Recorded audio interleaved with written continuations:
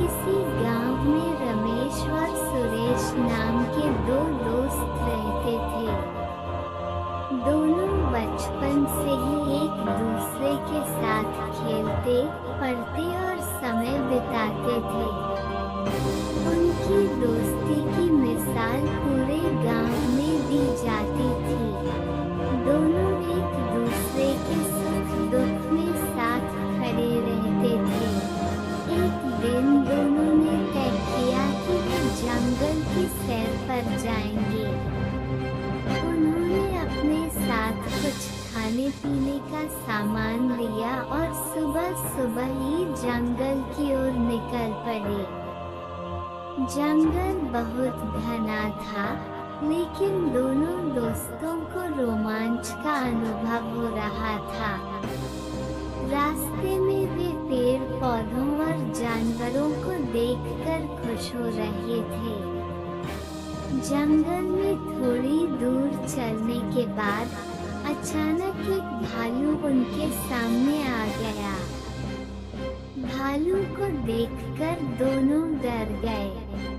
सुरेश, जो थोड़ी तेजी से पेड़ पर चढ़ सकता था, तुरंत एक पेड़ पर चढ़ गया। लेकिन रमेश पेड़ पर चढ़ना नहीं जानता था, इसलिए वह घबरा गया। उसने सोचा कि अब क्या किया जाए। तभी रमेश को याद आया कि उसने सुना था कि भालू मरे हुए इंसान पर हमला नहीं करते। उसने तुरंत जमीन पर लेटकर अपनी सांस रोक ली और मृत जैसा दिखने लगा। भालू रमेश के पास आया, उसकी सूंघने की कोशिश की और फिर उसे छोड़कर चला गया। जब भालू वहां से चला गया तो सुरेश पेड़ से नीचे उतरा। उसने रमेश से पूछा, भाई, क्या भालू तुम्हारे कान में कुछ कह रहा था?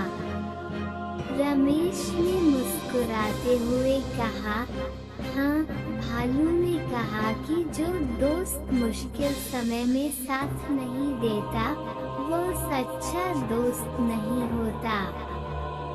ये सुनकर सुरेश को अपनी गलती का एहसास हुआ। उसने रमेश से माफी मांगी और वादा किया कि वो भविष्य में कभी भी ऐसा नहीं करेगा। इस घटना के बाद दोनों की दोस्ती और भी गहरी हो गई। सीख: इस कहानी से हमें ये सीखने को मिलता है कि सच्ची दोस्ती वही होती है जो मुश्किल समय में भी साथ निभाए।